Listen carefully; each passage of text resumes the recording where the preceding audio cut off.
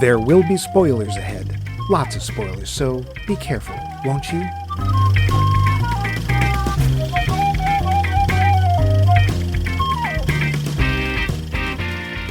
Ah, Bella Sofia Coppola. Sure, we know her from her brilliant acting career in such classics as Inside Monkey Zetterland, Rumblefish, Frankenweenie, and various Black Crows and Sonic Youth videos. But she has truly found her niche behind the camera. Kind of a shame, really, when remembering her tour de force as the infant Michael Corleone Jr. in The Godfather, and her classic role as Child on Ship in Godfather 2. Wasn't she in Godfather 3? And nothing else involving the word Godfather! Ooh, it's a trigger. But this week we celebrate Miss Coppola's directorial debut, The Virgin Suicides, in our series Directors in Short Pants. Sure to be a fun fest of laughs and delight. I'm your host, Max, not a Coppola, Levine, and over there is your host, Mike. I was a Coppola, but I changed my last name like my hero Nicolas Cage, Loose. How do you feel about the bees, Mike? Not the bees? Not Brilliant. Not the bees. Not the bees, yes. But before we buzz around this movie, we've got to deal with last week's Poll question. We asked you, what actor, male or female, has done something on or off screen that's made you just say, no more? You just noped out of it. Jamie Kleinert brings us the first of possibly several instances of Mel Gibson is the first one that comes to mind, but there are so many more. Yeah. Keith Wright agrees, saying that Mel Gibson is an ajole. I'm assuming that's Spanish. I think you find them on food trucks. Oh, yeah. Ajoles. I thought it was a kind of sauce, chicken ajole. Tres ajoles? Yeah. Por favor. Dr. Professor Rebecca Pelkey says, Johnny Depp. Oh, boy. But why? I was done with him after his terrible portrayal of Tonto. Then it just got worse from there. But he's actually Native American part way. Right. He's, I believe, 1/128th. I think he looked at a Native American once. See our entire episode and blah, blah, blah. Yeah. Keith Wright chimes in on that, saying, Johnny Depp is as Native American as those white actors in old westerns that were plastered with dark makeup to portray Native Americans. John Wayne was also a racist bastard. Yes. Quote, if only the Indians had given up their land, there wouldn't have been so much trouble. Ajole. Tres ajoles. Ajole. Dave, Dave, Dave, Dave, Dave, Dave, Dave, Dave, Dave, Dave, Dave, Dave, Dave, Dave, Dave, says Mel Gibson, also Woody Allen, Bill Cosby, oh boy, yeah, and Kevin Spacey come to mind. Yeah. Then, of course, J.K. Rowling and Orson Scott Card. Not technically actors, but we'll take it. Sure. In reality, though, I am not boycotting any of these people. I simply have no reason to revisit their work, given the plethora of new material available. The writers, though, I don't boycott. I have listened to the entire Harry Potter series in English and German, and am partway through in Japanese. Oh, good Lord. Oh Harry-san. You suck. Okay. I also still read Woody Allen's comic essays from time to time. Yeah, I get that. They are really funny. Oh, huh. Well, what do you know? Yeah, I got to say that little opening for Dave, totally unrehearsed. Yep. Out of nowhere, we are that good. We are that talented.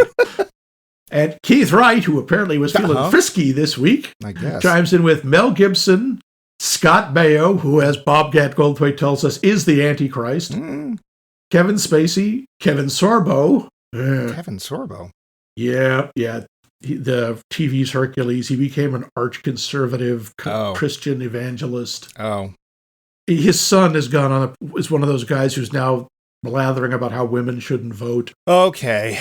Yeah. Did Xena teach you nothing? Apparently not. Okay. John Voight.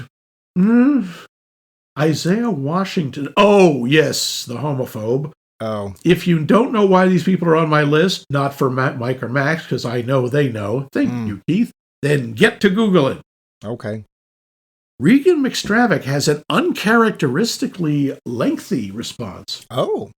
Cosby is an easy one because Yeah. so much of what made him enjoyable to watch was just how much he seemed like a good, wholesome guy. Yeah. I still enjoy listening to his stand-up comedy routines from the 60s. I can't even get myself to do that. Yeah. But watching things like The Cosby Show loses so much without the feelings of innocence that it's so hard to see now. Yeah. Gibson, Mel, I was assuming Mel and not Walter, yeah, is maybe the one I want to dislike the most, except he's still such a great actor. It kind of pisses me off because I don't want to support him, but I still often like his work. Spacey, I'm a little less judgmental about because I think his transgressions might have been born as much of a young man's homophobia as they were actually of him having behaved so terribly. I think you're missing a vital part of that story. I really don't know that much about the whole story, so I may be giving him more leeway than I would if I knew more. Yes. I think that's true. Kevin Spacey is gay. So there you go. And notwithstanding, a bad person. I mean, I suppose you can be gay and a homophobe. It's just not very common, but yeah. Damn it, he's just such a great actor. Yeah. I guess when it comes down to it, almost nobody, except for maybe Tom Hanks, not if you listen to our president, gets put under the kind of scrutiny that our media heroes do and comes out not looking like a jerk sometimes. I've worked with Johnny Depp and Val Kilmer, who both have had pretty bad reputations, and I found both of them in person to be kind, personal, humble, lovable, and very professional, like Shoeshine Boy. Yeah. Obviously, people like Harvey Weinstein and Mel Gibson and J.K. Rowling are more than just, quote, a little problematic, unquote, true. But that doesn't mean they haven't put work out there that is worth appreciating. I can't avoid everything the Weinsteins put their names on because that would be about half of the great independent film work that came out over several decades. Yeah. I think they may even have picked up one or two of the films I've worked on that made it out of Sundance and into the mainstream. I'm not going to not drive a Volkswagen just because the company was essentially created by Adolf Hitler. I just don't see the connection necessarily suggesting that I support everything the man did. So I guess I'll still watch Mel Gibson, although I feel a bit guilty about it. Rowling is easier to skip, and I was never much of a Harry Potter fan anyway. But in the end, nearly any media, or pretty much anything else I consume, is likely putting money into the pockets of somebody I would personally disapprove of on some level. Well, at least he's honest. But it's I don't know if I agree with all of that, but it's not unreasonable. That's okay. We just want your opinions. We don't have to agree or disagree with them. We're going to read them, unless they're dirty. Yeah. In that case, we'll read them twice. But not on the air. Yep. Professional Thompson gunner Roland Hardy says, Gibson, Spacey, John Voight, etc. I'm not sure. Was it an M? 4 M's. Mighty Marvel Marching Society? No, wait. I don't know. Marvel meatballs? Yeah. Oh, I don't know. A little cryptic there, Roland. Let us know if you get a chance. Maybe he just meant, Isn't yeah. Okay. Agatha Gasparoni says Tom Cruise. Okay. Mel Gibson. Jared Leto. Yeah. Yeah, you don't really need to explain those. No. And from the frozen tundra wastelands where the winged walrus flies, Vince says they do if you throw them hard enough. This is an easy poll question. Mel Gibson. Yeah. I love Chicken Run. Yeah, I forgot. There's an interesting transition, but yes. But I never bought the DVD because of his many horrible actions after he made it. Yeah. I followed his career from the start, which was Gallipoli, if memory serves. I think that's right. Well, what a moving was Gallipoli movie before Mad Max? Yes, I think it was. Okay. I'll have to look. What a moving movie that was. And I watched the Road Warrior films and others until I discovered what a horrible person he is. Yeah. Yeah, I get you. And turning from the sublime to the bodacious. Oh, I know who it is. It's Doris. Yes, who I'm sure is a very nice person. It's just, yeah. And with superb taste, let's just say. Sure. I'll sit over here because she ain't talking to me. No, she isn't. You hush. Talk to me, Doris. Hello, Max Mike Movies. Hi, Max. This is Dora Simple Maya here to answer your poll question this week, which just happens to be, is there an actor, which means also actress, that did something that just made you say you're not going to look at them anymore? Well, I got a couple for you that you probably won't get otherwise. My first one is James Franco. Now, there's something about that guy. I don't know. I saw him in Spider-Man 2, and then he did this award show where he was just a jerk. And nope, I'm not watching him anymore. I don't know what it is about him, but The other one is Richard Benjamin. Now, this guy, he plays bad characters, but that's all he plays. I mean, they're not like evil characters. They're just like smarmy characters. You know what smarmy is? Anyway, those are my two answers for you. And thank you for another lovely week of a lovely review. And I look forward to next week. I hope you have a wonderful week, both of you. But, especially Max. Bye. Wow. Okay. James Franco. Okay, James Franco. Yes, he was a huge jerk on the Oscars. Yeah. And to do that to my future wife, Anne Hathaway, was just unforgivable. How many future wives do you have? All of them. Okay. That's not weird. Richard Benjamin? That's interesting. Yeah, there is something kind of oily about him. I don't know anything about him personally. I just remember whenever he would show up on anything, it's like, oh, it's that guy. Yeah. Yeah, I don't know what a sort of person he is, but I can see why people would react that way to him. I mean, what about you, Mike? Well, those sex scenes with him in Westworld are just really uncomfortable. Yeah. It's like, why would anyone want to do that with Mitchell? I mean, he's so unappealing. Yeah, to be fair, there's not actual sex, but still, there's just, I don't know. Maybe he was a very nice person. I don't know. Not my favorite. I'm going to just go with the entire list that everyone else brought up, because those are all people whose work I will no longer look for. Now, we've talked about this a lot of times on Max Mike Movies, and it's basically, if you want to watch anything from Hollywood, you're going to look into the backgrounds of the people involved, you should just probably not. There's something somewhere. But there are people, like the people who open their mouths up too much and who are, rampantly anti this or anti that.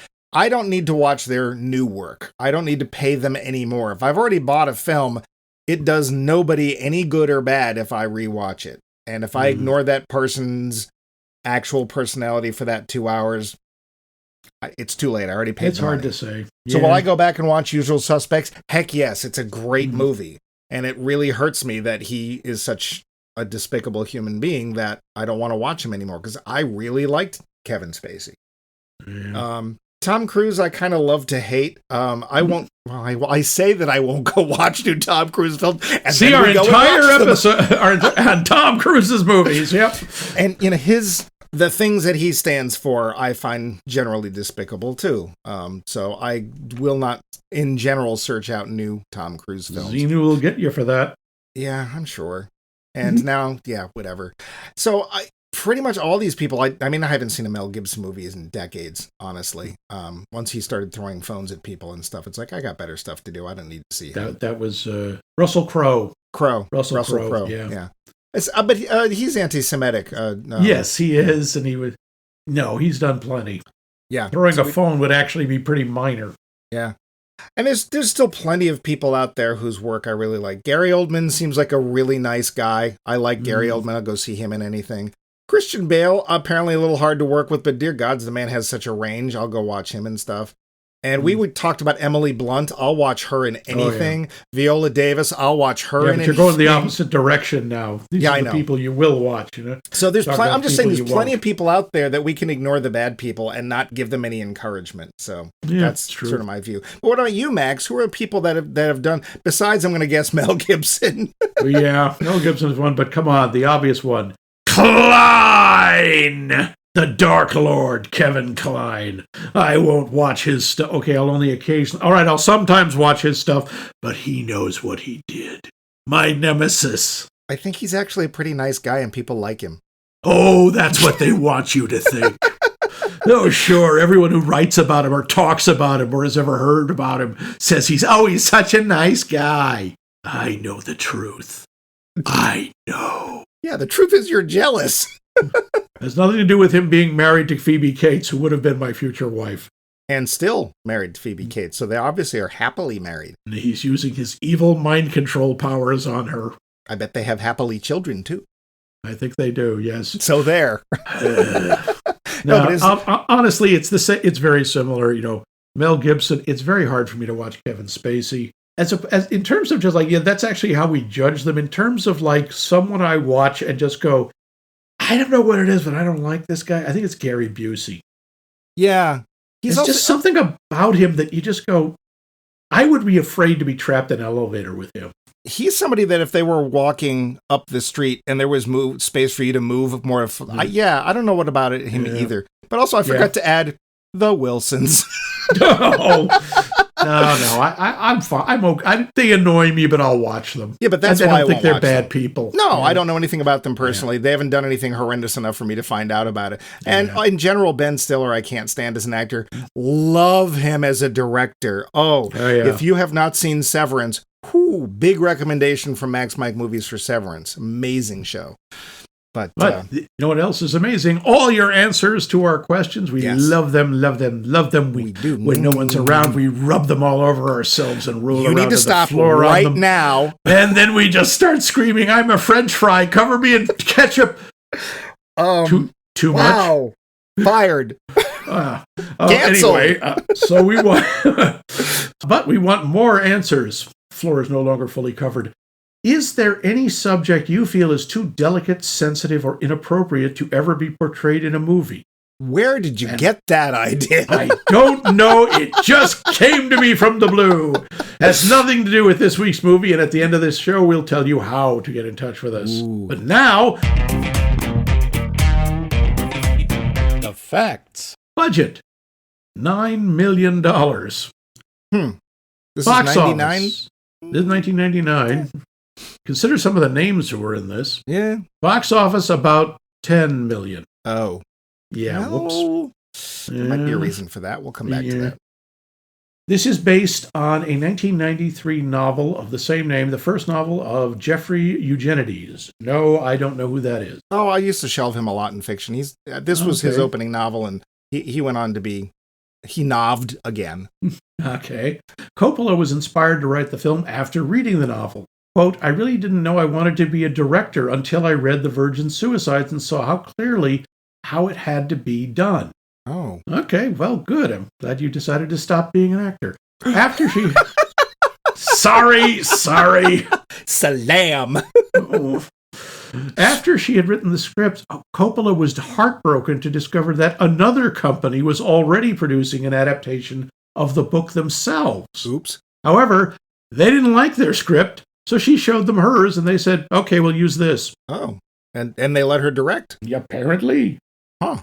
Thurston Moore of the band Sonic Youth originally gave the book to Sofia Coppola. Oh. After seeing her in the movie Manny and Lowe, Sofia Coppola offered Scarlett Johansson, my other future wife, role in the film. That's not gross. Johansson, however, thought the script was too intense and turned it down.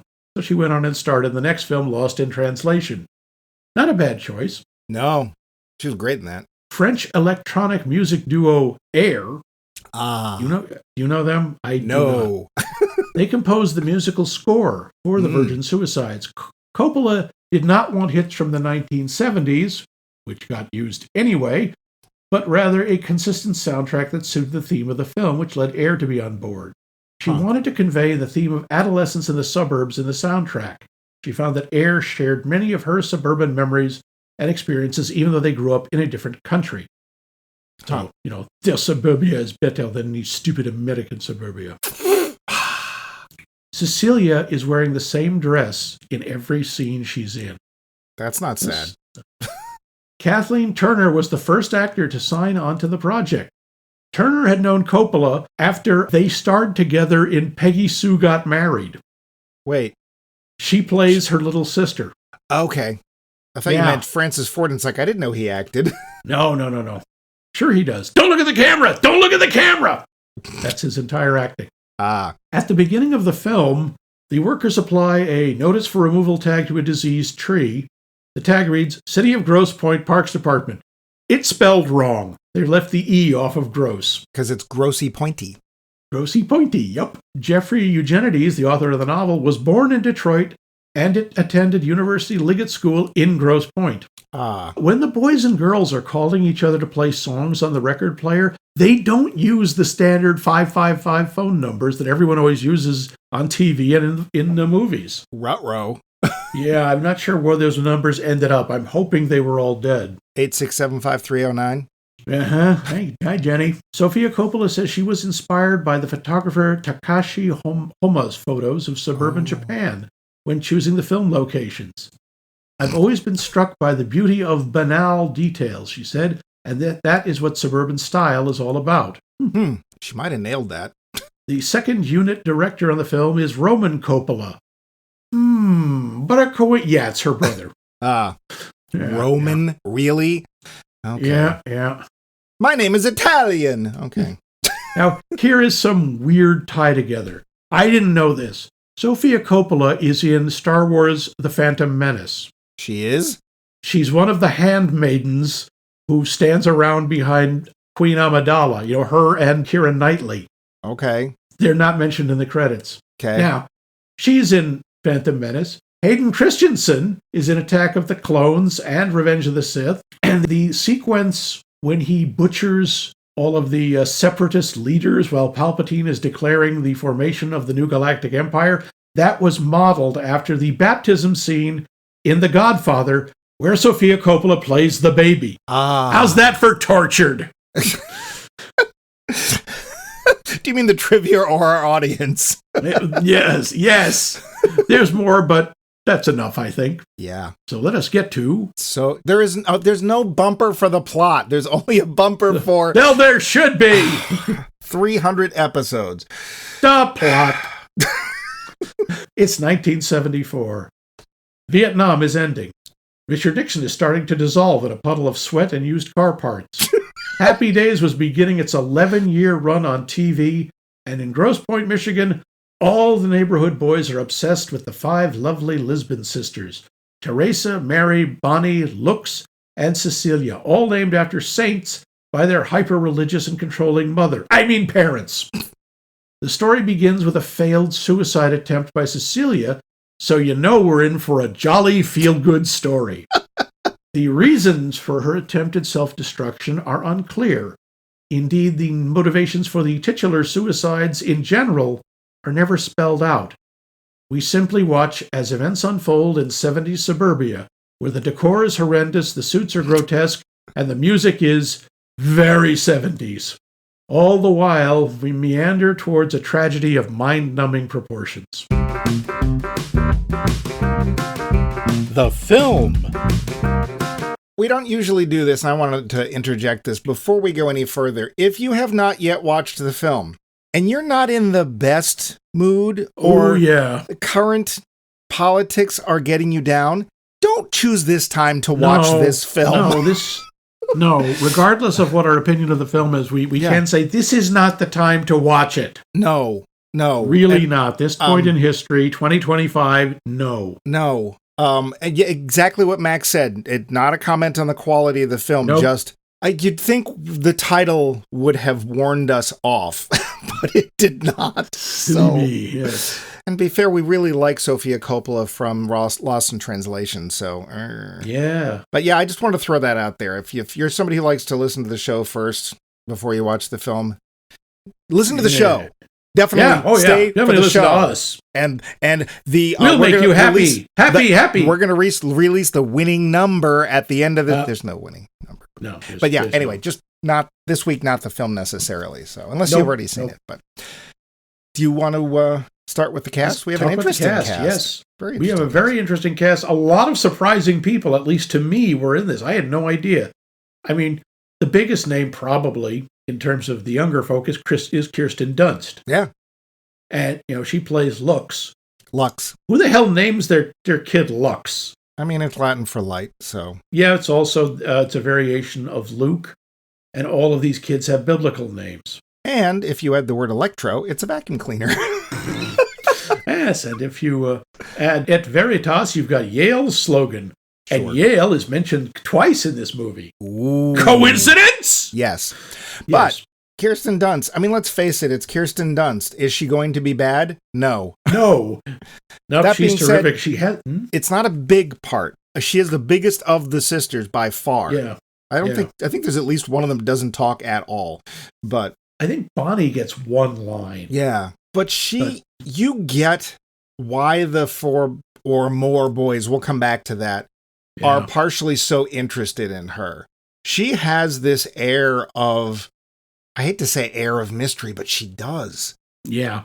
There is this, you just, never mind that all 5 of these daughters are just gorgeous. Mm-hmm. I mean, admittedly, I keep thinking, all of them had hair of gold, like their mother. That's not the last reference to the Brady Bunch we're going to have, just so you know. No, well, 70s fashion and architecture, yes. Oh, but, something totally different. Yeah, I'm sure. Yeah, she is kind of haunting in this. I mean, and you understand why the boys in the neighborhood are obsessed with her and her sisters. I mean, let's face it, since her first appearance in Interview with a Vampire, she knows how to captivate the camera, I think. Yeah, she has real presence. Yeah. It's amazing. Later on, she'll kiss people who hang upside down in the rain. But and we got this guy. I had no idea Josh Hartnett was in this movie. Oh, you mean Johnny Long Torso? Johnny Long Torso. Gods, that man's torso is 300 feet long. And his character has the whitest name I have ever heard. Trip Fontaine. The best part is that at no point do we ever get the idea that that's not his name, although you absolutely believe it. And you know it's not it's not short for something. It's not a nickname. It says on his birth certificate, Trip Fontaine. But here's the thing. Physically, he's that guy. He is the guy that everyone's looking to, like, wow, I wish I was that guy. Yep. He tall, really good is. Looking. Oh my 70s hair for days. Yeah, but like he really is Johnny Long Torso. There is a shirtless scene with him, and it's like, how tall is he? And then you see him next to Kirsten Dunst, who is not tall, and he's taller than her, but it's not like gigantically taller. It's not like she comes up to his waist. His legs must be like a foot long. I don't know. Yeah. But, But he really captures that. He also, I like the fact they point out, they say he had lost his puppy fat. Right. So you get the feeling, while he has this confidence, you don't know how deep it goes. Well, not far at all when it comes to Lutz, because he's the first girl that he actually falls for, that he's interested in, as opposed to just wanting to have sex with. Mm-hmm. But he embodies that guy that you knew in high school, that you knew was, quote unquote, getting it whenever they wanted it. Just and sex the on a popular stick. Guy, and does not seem to be a complete ahole. Well, we'll come back to the we find out later. By the way, did you recognize the actor who plays the adult Trip in a couple of scenes? Well, of course, because he was in that wonderful film that we did not that long ago called Streets of Fire. Yes, it's Michael Paré. Yeah. It's like Tom Cody. Well, and he shows up and it's like, oh, that's what happened to you. Yeah. You're in this. Yeah. So, then Michael Paré, we're going to come back to the characters, because the acting and the characters, I have rarely seen such a big difference in a film before, but I think Michael Paré actually shows a little bit of humility and a little bit of range, which for him is kind of a big step. Yeah, yeah. So then we got the parents. And here's where the names start. James Woods is the dad. Yeah. And Kathleen friggin' Turner is the mom. I'm sorry, Jessica Rabbit. I gotta say, I know this is 1999. She's not a kid anymore, but they make her look frumpy. But you can tell they had to work at it. They had to work. They needed a whole team to make Kathleen Turner, they tried to do that in Romancing the Stone. It didn't work. Yeah. On the other hand, James Woods, perfectly nerdy. Considering how much presence he has and how good he is at just commanding a room and he plays the very passive Mr. Lisbon perfectly. Let me tell you about my World War II planes. And everyone's met someone like him, and everyone's met someone's dad who's like him. And he thinks he's cool with the kids. He does. He thinks he's down with the young people. Yeah. Oh, no, they are both beautifully cast. She, quite honestly, is just an inch short of Nurse Ratched. She's she's or going to go crazy at some point. You know she is. Or Piper Laurie and Carrie. You know? Yeah. So, very, very well done. And then there are a couple of, you'd almost call them cameos, because each of them is just in one scene. Scott Glenn shows up as Father Moody. Oh, Father Moody. Father Moody. I'm here to help you through this, me child. He's there for 10 seconds. He's fine, I guess. Although, I think his character plays a very important part. There's the other one I know you're going to talk about, the other cameo, are both more or less meant to be caregivers of a sort, and they're both guys. And in both cases, you get the idea that they have no idea what they're supposed to do. They're acting like they do, but they don't. Because the other one is everybody's favorite psychiatrist, Danny DeVito. Hey, how you doing? I'm here for your mental health. Hey, I hear you're feeling bad. Go drive a cab.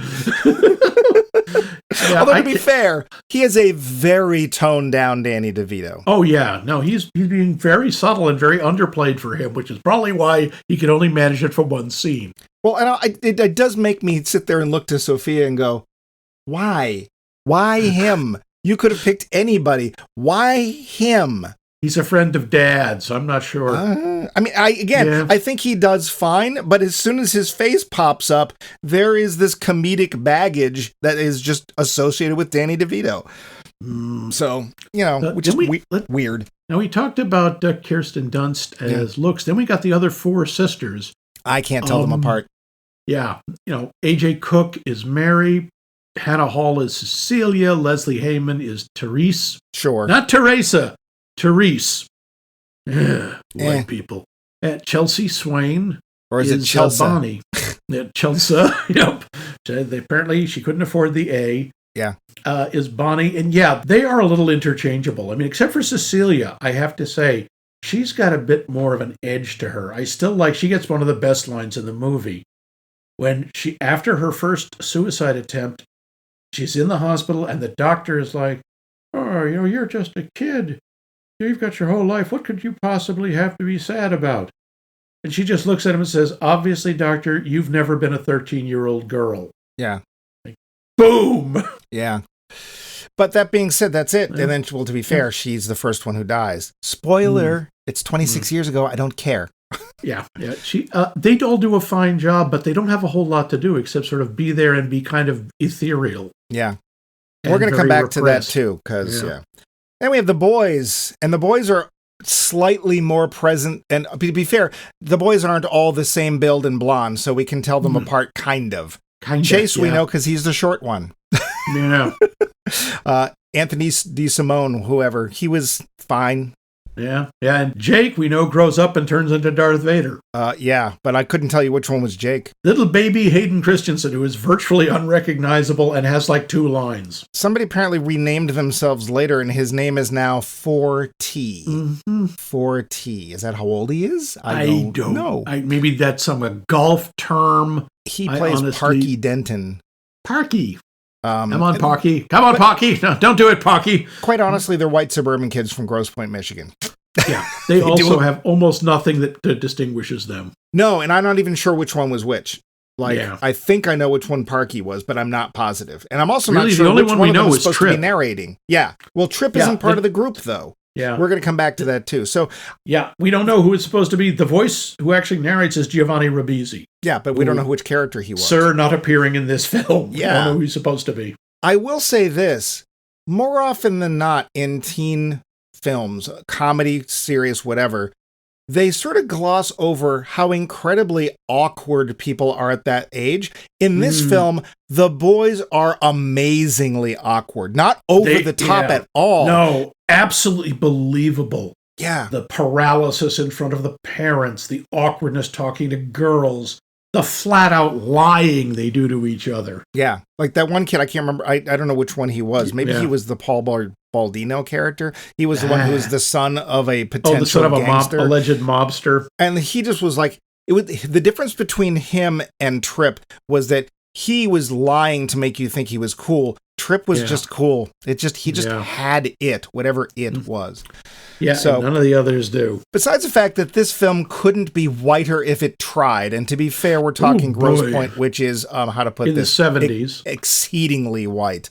The heart I think of whiteness. Everybody does at least a decent job, or in some cases, a pretty extraordinary job. Yeah. So, for acting. Well, let us actually talk about the movie. Yeah. I got to ask you this. I got a question, and I'm serious about this. Sure. Who is this movie about? Wow. Because that was one of my final notes. This is not, and to be fair, the author's a guy. So in a way, I understand this. This film is not about the girls at all. At all.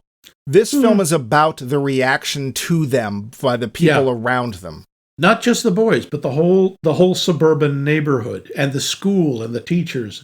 But all of that. But even that isn't gone into in great depth, except by the narrator. Well, okay. Again, we warned you about watching this film. One of the things that I do appreciate about the film was that it talks very, very plainly about the effects and the lasting effects that suicides can have on people around the people who die. Yeah. And some of these boys who didn't know the girls that well were still struck dumb at a very difficult age. And you get the impression, at least from Trip, who we're going to come back to, that he not only never got over it, but it may have really scarred him for life, to the point that he's got, well, I'm going to guess at least a drinking problem or a drug problem or something, but he's in a home of some sort. We're pretty sure he's in rehab when we see him. So it is not about the girls. It's in a way not even really about the boys either, because we don't know that much about them. It's really, we can't even tell them apart. No, which I almost wish that we knew their last names and some of them had sports jerseys or something. Because Chase, I only knew because he was the short one. That was it. Right. And the other ones I don't know. And also I just like, your name's not Chase. Chase is a cool name. You're not a Chase. Nope. So it's not really about anybody. I don't think. What do you think? Yeah, it's not about any specific character, I think. And it's a hard movie to deal with that way because we're used to that. That's how linear narrative works. We know, okay, this is a story about, and it's not about the people. It's about the event and the events, plural, and what it does. And it's too easy in this to go, oh, it's, the repressive Catholic family. Yeah, but is it? We don't really know. I mean that seems to be the only connection, really, because they're not allowed to do anything. That exchange, it's a throwaway. You don't even see them when they're saying it. But when Lux is losing it on her mom, and her mom says, "You're safe here," and she screams back, "I can't breathe here." Yeah. And it's just a throwaway, but it's like, boom, right in the gut. Well, and I think that that's a problem with the story. And I did a little research because I was kind of interested in reading the book. It turns out Sofia was exceedingly faithful to the book. There is one little bit in the plot that I read online that was not quite the same, and that is the last daughter to die, I think it's Mary, actually lives for about a month before she succumbs to what happened. But other than that, it's literally the whole thing where they're using records on the phone, everything is right out of the book. She apparently wanted to be very faithful, and I got to give her credit, because being faithful to a book is often difficult, if not impossible. Very, very difficult. One Flew Over the Cuckoo's Nest, perfect example. Oh, it all takes place inside the head of a mute character. Yeah. How about if it took place with Jack Nicholson instead? Yeah, let's do that. But I will say this, the film makes you think because it doesn't give you any answers. It doesn't hand you anything. No, you've got to work this yourself. Well, and that's part of the idea. Way, that's the worst part of it in some ways is you don't know if there is an answer. Yeah. It's just a horrible thing happens, and you're never going to know why, which is a really rotten feeling, but it's also very real and very believable. It actually surprises me that a woman wanted to make this film, because on its surface, you think this is going to be a very about women and women's feelings film, and it isn't, because we don't delve into them at all. We guess, and we're probably right, but we honestly don't see that much of their home life. And whenever the girls are shown in school, they seem pretty happy. Like, they're smiling and talking to their friends. Well, they're out of the house. Well, yeah, but there's no sense of can we pretend that I'm coming over to do homework at your house just so I don't have to go home? There's none of that at all. No. The other problem I have is the number of characters in here expands in ways that I don't think are necessary. How do you mean? We have these sort of 4 core boys, the ones who live in and around the house of the Fontaine's house, and are eventually the ones trying to contact them. But they're not the ones who go with them to the prom. No, that's right. Those are all because they don't hang out with Trip. No. Trip is the man, and they are the boys. Well, and Trip is his own problem. So Trip potentially falls for Lux and then takes her to prom. He manages to sweet talk the parents into letting them go to the prom, and sadly does pretty much what you'd expect. Now, that being said, I'm not entirely sure who the aggressor was. Yeah, it honestly, Trip is, everything is easy for him at this point. Yeah. So he doesn't have as much agency as Lux does, and Lux is desperate. Mm-hmm. She wants anything outside of what she has. She wants human contact. She wants to be close to someone. Yeah. And and they end up, they have sex on the football field, of course. Of course they do, yeah. And up until that, you're like, okay, Trip seems okay, except then she wakes up and the son of a bitch has ditched her. Not only is that, he's left the movie.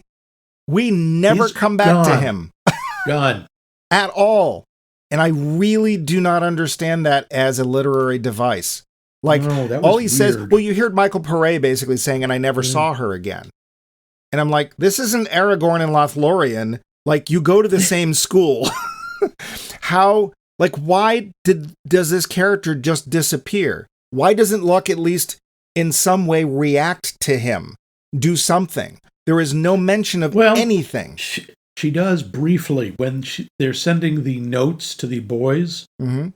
She says, tell Trip he's a jerk and I'm over him. Yeah. But even then you get the impression that if he showed up again, he came sniffing around, that she would probably initially rebuke him, but then it would be one of those, we're going to get back together for something. That's what kids do. Yeah. But then it also kind of sends her a little off the rails. After she doesn't come home, the parents basically imprison them. They can't leave the house. Yeah. And she somehow manages to contact, I don't know how she gets in contact with these people, but she finds men and has sex with them up on the roof of her house. Up on the roof. The roof. Not quite, I think, what they meant with that song. Probably not.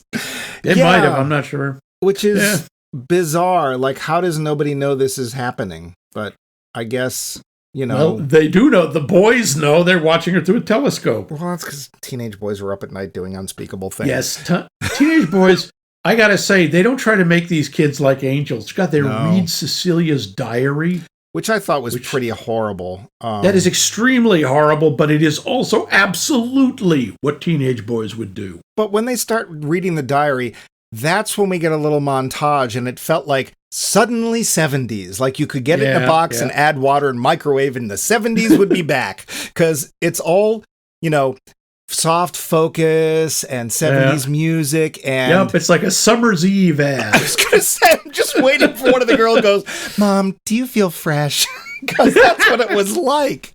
Yeah. There is also some odd, dark humor in this film. And for example, when Cecilia finally commits suicide, she jumps off the roof of the house and lands on impaling herself on this little fence in front of the house. And after they come and remove the body, the sprinklers go off. It is meant to be funny, but it's like, wow. Well, there's also the sequence where they're trying to remove the fence. And it almost turns into physical comedy. It doesn't quite. Yeah. But it goes right up to the edge. Well, I thought that was pretty daring, but yikes. Well, there's another one, too, because there's this annoying reporter who keeps popping up wanting to get Linda the story. Pearl. Well, I kept thinking that her name was Peril. And it's like that, Lydia Peril. Okay. Oh, Lydia. That was it's like pure, what is it? Pearl Pure Heart, whatever. Polly Pure Heart, yep. And they're doing stories about other suicides or death. And there is this weird story about this girl who meant to commit suicide by putting rat poison in a pie. And instead, her Nana, who had a sweet tooth got to the pie before she did and apparently died. And it's just like, that's dark. That's really friggin' dark. Yeah. So, yeah. At one point, they do something which apparently is the parents trying to be nice and accepting, and they invite some random boy over for dinner. Yeah, because someone says to her, I don't remember who it was, says to Mrs. Lisbon and the dad, although it doesn't matter. The dad is clearly not in the driver's seat in this family. But they say, they might benefit from some, human contact and meeting boys in a controlled situation. So it's like, here is boy, insert boy. We found one. And he is a character that does not exist elsewhere in the film. His name is Peter, and he comes in looking like he just came from the country club, which he probably did. And we get to find that, sure enough, Peter's a perv, because although he's not as big a perv as Lux is, because she is egging, actually 3 of the girls are egging him on. They're teasing the hell out of him, and I kind of understand it, because they're like, we know what he's doing here. Yeah. And we're gonna mess with him because he agreed to this. Well, and then he's like, I'm not surprised he never came back. It's like, these girls are scary. I don't know if it was scary or it's like, I need to leave or there's going to be an accident I can't explain. Yep. And they later also have this party that they decide, okay, well, now that Cecilia's dead, we'll do something fun. We'll invite the local boys over and we'll have a party. And the way the girls are acting to the boys, my note was, the party at the girls' house feels like the seduction of Bobby Brady. Because they're down in the basement, the dark wood paneling, the shag carpeting. But all the girls are like doing whatever they can to incite the boys, basically. This is one of the parts of the film that I felt didn't ring particularly true. That felt almost male fantasy-ish to me. I am not saying that there isn't a woman out there that wouldn't seduce a man and that they should be allowed to. What I'm saying is, I find it hard to believe that all of them decided to do this and whatever. The boys' reaction... Even talked about it, yeah. The boys' reaction is totally correct. They're all like, I don't know what to do now. I don't know what to do. Mom! Come pick me up! But it's because of the way it looked, because Chase was shorter and had short dark hair. I'm like, they're trying to come on to Bobby Brady. And this is making me uncomfortable. Did you notice one of the names of one of the teachers? Very poor choice. Very poor choice. I don't think so. One of the teachers he's announced on the overhead, the PA system, is like, we're all going to go talk to Mr. Woodhouse. And all I could think was, no, don't talk to Mr. Woodhouse. He doesn't know anything. No, he's the one who hates the sweat hogs. Okay. Yep. I thought that was Woodman. Is it? Maybe it was. I thought it was Woodhouse. Woodhouse is the guy who wrote Jeeves and Wooster. That was Wodehouse. W-O-D-E. No, it's W-O-D-E. Okay. That being said, if it's Woodman, I don't care. I just immediately went back to Welcome Back, Carter, which I have not seen. Another 70s thing. Yep. Oh, speaking of 70s, what did you think of the soundtrack? Not just the background music, but the songs. The songs were perfect. They were exactly of the era. I remember all of them. I remember them all playing on AM radio. Perfect. And the thing is, a lot of them are the better songs of the era. Yes. I do like when Tripp first shows up and they're playing He's a Magic Man in the back. It's okay, yes. At first I thought it was Barracuda, which would also be fine. Yeah. Although it's a song about a woman, but that's okay. I don't know her not wanting to have the songs, because I'm sorry, they're perfect. They are perfect. Yeah, they really work. What about that whole sequence where the boys have this weird relationship now with the girls, where they're playing records over the phone to each other, going back and forth between, hello, it's me, alone again, naturally, oh God, Gilbert O'Sullivan. Yeah, there's a happy guy. Run to me, and then so far away. I just was like, why aren't you talking to them? I didn't understand that part. Apparently, I don't know, maybe that happened to Jeffrey Eugenity. I don't know. I don't know the history of that part of the book, but I didn't understand why the code. It's obvious that the phone's ringing and somebody answered it. You think they don't hear the stereo? I think these might have been some of the only people they knew, because they're in the neighborhood. Right, but why records? Because they liked music, and they're always listening to them. I mean, you saw what her mom did, making her destroy her records. I was honestly thinking at that point all the people in the house were going to die because of That's what I thought, because she tries to burn them in the fireplace. Do you know what happens when you burn vinyl? People die. It's practically mustard gas. Yeah. I don't understand. It's very poetic, the little like flashing lights and then the phone calls and the records thing. It's very poetic. I just didn't get it. It doesn't match the rest of it, you know? I did like that they first start communicating via catechism cards. You know, those cards with a picture of a saint on the front and brightly, and then favorite facts about your favorite saints on the back. Wasn't there an actual number 555 Mary at the bottom? Mary, yes, on one of them. Yep, it's one of those hotlines of, hi, you want to call and rap about the Virgin Mary? I thought she was the one who was supposed to be answering the call. I was going to say, hasn't she got other things that are more important than that? But, yeah. Oh, the Catholic iconography, I just want to say there's one other thing. That it's so underdone. It pervades this. It was so underdone and subtle. Yeah. Actually, could have been worse. It could have been a lot worse. Could have been a lot worse, but it's very much there. It's not cartoony is the thing. No. It's very clear it's a big, perhaps too big a part of the life. There's some subtlety, though, that I just remember it's one of the reasons I wanted to punch Scott Glenn in the face, Father Moody, where he's trying to be helpful. He's saying, I put down Cecilia's death as an accident. You know why that's important?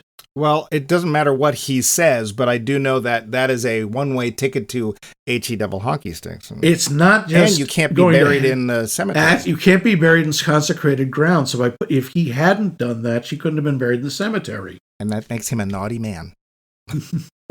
Yeah, but it's like he's trying to be nice, but it's like, oh yeah, I'm not actually going to help you process the fact that your daughter killed herself. I'm going to tell you, look, I'm lying to people for you too. Yeah. There's a lot of lying or denying in this film. There's a lot of it. A lot, yeah. There's also a few really good quotes. I had one. You had one earlier.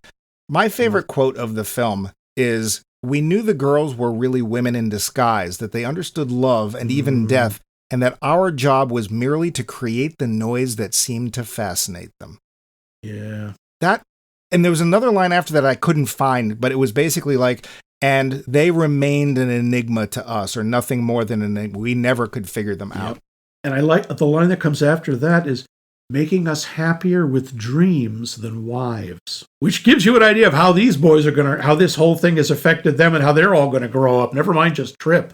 Well, I mean, it points to a lot of problems in society, right? And the line that you said earlier from Cecilia, well, I guess you've never been a 13-year-old girl. Yeah. And that is the major problem, is that this film isn't tackling that at all. It's basically saying almost in a way that you can't know, or we can't depict it, where we can just guess. Like Peter, who comes wandering into the house as Peter the Perv, and he goes to the bathroom, and of course, what does he do? He starts looking at all the cabinets, and he opens cabinets and sees tampons, and you can tell that he's like, oh, she uses those?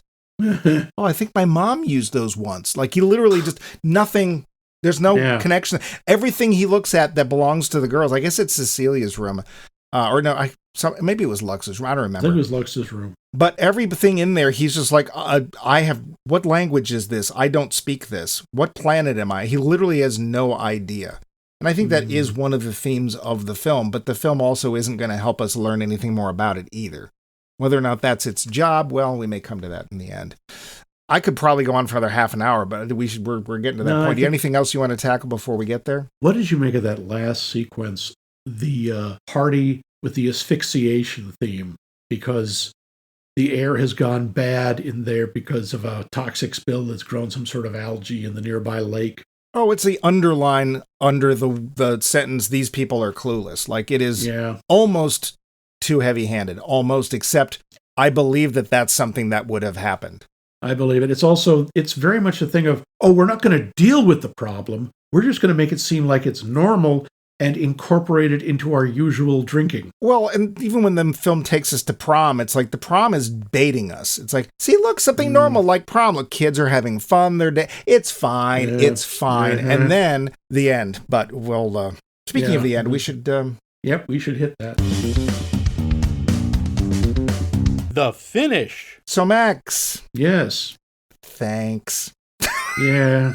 Yeah, sorry about that. Wow. I've never seen this movie. And I yet didn't know much about it. Make you run the title should have been a big tip-off. Here's a hint. Yes. The title is correct. Yeah, well, not entirely. That's something else odd.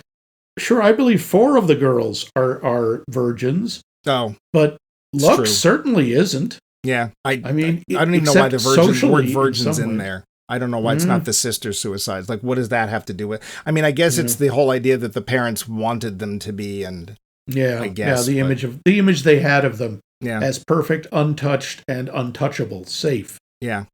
But what did you think? Because you hadn't seen it before either, obviously. I don't think you would have recommended it in this day and age. But not really. Sofia Coppola is somebody that we have liked. Yeah. This is our first film. What did you think? I think it has its flaws, but I think especially for a first film, I think it's really good. I think it's remarkable. It moves along really well. I don't care if it's Grosse Pointe. That was friggin' 70s suburbia anywhere in this country. White suburbia, but yes. White suburbia, yeah. It is so on target. Everything, the clothes, the cars, the music, the architecture, the interior design, everything just captured it. But it wasn't like shoving it in your face, like, look how right we got this. If you had to describe this film as one single color, what color would that be? Blonde. You're close. I chose beige. Beige is good. Yeah, beige would be good. It is, because a lot of times people overdo it. Like, look at the bell bottoms and look at the silky shirts and disco, and they just overload it. And this one just felt like, at first I wasn't sure when it was. And it's like, I saw some of the cars, I was like, okay, we're probably somewhere in the 70s, 80s. Oh, okay, no, wait, now I know where we are. Yep. Oh, the hair. Yeah. So you think that it was a pretty good outing? I think it's a really good outing. I think, again, there's some weird tonal shifts. There's the attempts at dark humor. I don't know if they work, quite honestly. They seem out of place. And some of the stuff, when Lux is sitting next to Trip and they're watching a documentary about hurricanes and about hot air and cold air coming together, and it's like, okay, Sofia, please stop hitting me on the head. It hurts. We know they want to have sex. We know. Yes, we get it. We get it. Inside your lungs, this disease is like a hurricane that will... Yeah. Diarrhea is like a storm raging inside you. I kind of wanted to avoid that one, but... But under brighter skies and better times, would you recommend this film? I would, especially not just as a completist, but I think this is a very well done movie, and it's a really good picture both of teenage difficulties of suburbia, and it makes you. It's not an easy movie because you actually have to use your brain, which is I don't approve of, but I would. What about you? So I changed my mind a bit after I looked up the plot of the book. Because I had problems with this film. I think there's a weird disconnect between the boys that go to the prom and then the boys that we're following, more or less, that sort of disappear for prom but then show back up. I have a problem with Trip leaving the film. I don't understand that. The whole ending, it's mean. The boys have been trying to communicate with the girls, and basically Lux lures them in so they can be the ones to find them all dead. Yeah. And it's just like, hey, we decided we're going to really scar you for life, and we figured out a great way to do it, okay?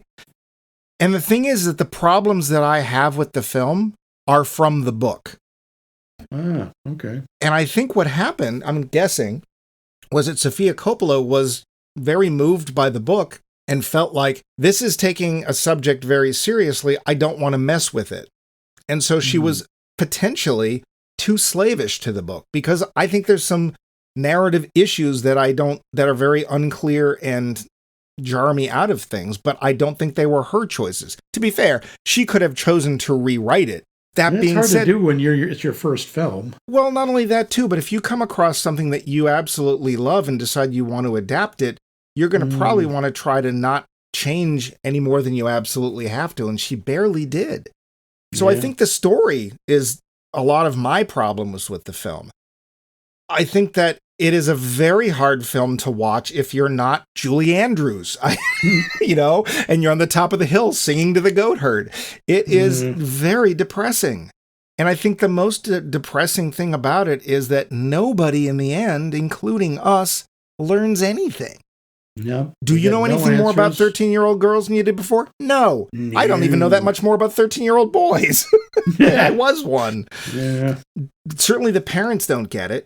Certainly the way it's depicted in this film, the church doesn't get it. You know, the pressures that are on young people and what they're supposed to do and how things are changing and how nobody wants to talk about it is the problem. And it's almost more that this film is just going, yeah, this sucks, doesn't it? Hurts, don't it? Yeah. You know what? Life doesn't give you answers. Too bad. No, but it's also just saying, here, look at this. Suburbia is supposed to be perfect. You know, this is a rich neighborhood. Everyone's white, which of course is the best people to be. And on the surface, it all looks great. And underneath, not even close. I think it is a very thought-provoking film. Yeah. I think both good and bad. Like, I literally, after watching this film, was like, I need to go outside. I need to go water my flowers. I need to do something positive. It was a bit much. But it's thought-provoking also into all of the different issues that are going around. Like the fact that initially I thought this was a film about the girls, and it turns out it's not. It's more about the boys than anything else. It's still a very male perspective about this whole thing. We don't really get much of a female perspective at all. I think that, again, that's part of the idea. This is how the boys see this. But it is a very thoughtfully made film. It is a very carefully made film.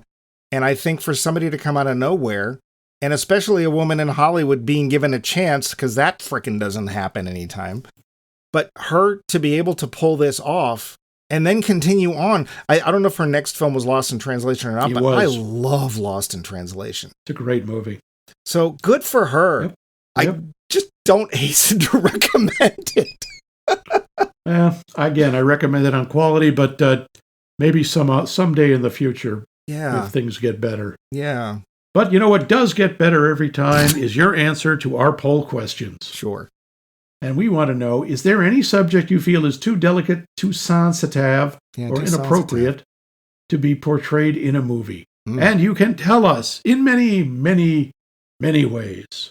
You can stick it to a duck and then send the duck to us. Yes. Well, they all go to you anyway, so that's fine. If you want ducks, you can have ducks. Come to me, ducks. You can, of course, visit us at our website at maxmikemovies.com and leave a comment.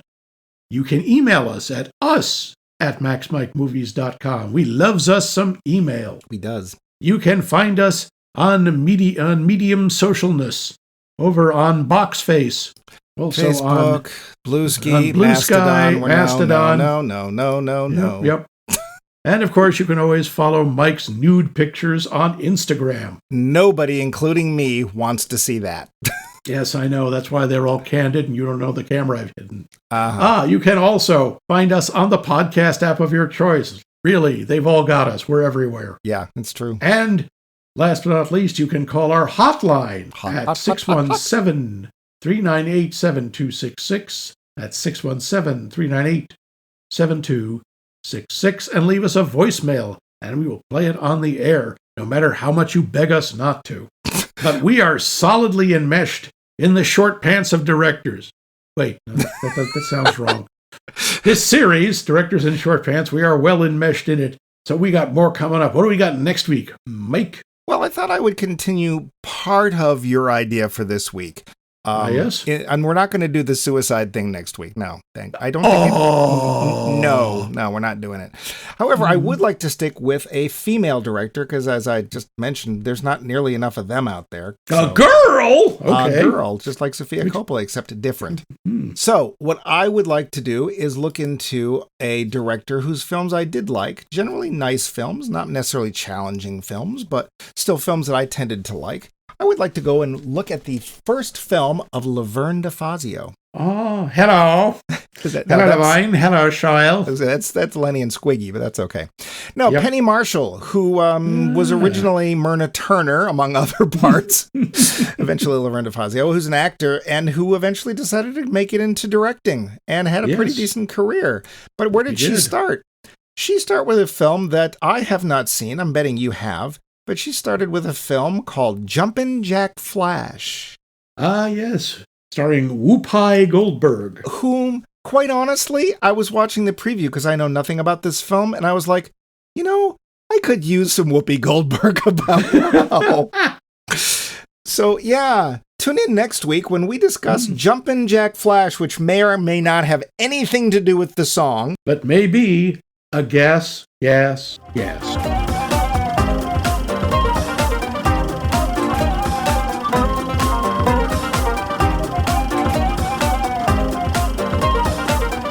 This has been a co-production of The Voice of Max and The Movie Wrench. Button has been hit. I pushed it. Push the button. I pushed the button. Octopussy. Would you like some Octopussy? I know I would. I just like saying Octopussy. Yeah. Mr. Jourdain, could you just stop? No, I can't. I love saying the word. Octopussy. Octopussy. Is that one of those things that voice actors do before they go on? We have to practice Octopussy. Yep. Red leather, yellow leather. Red leather, yellow leather. Octopussy. Rah, rah, rah. All right, we're never going to get this going. Okay.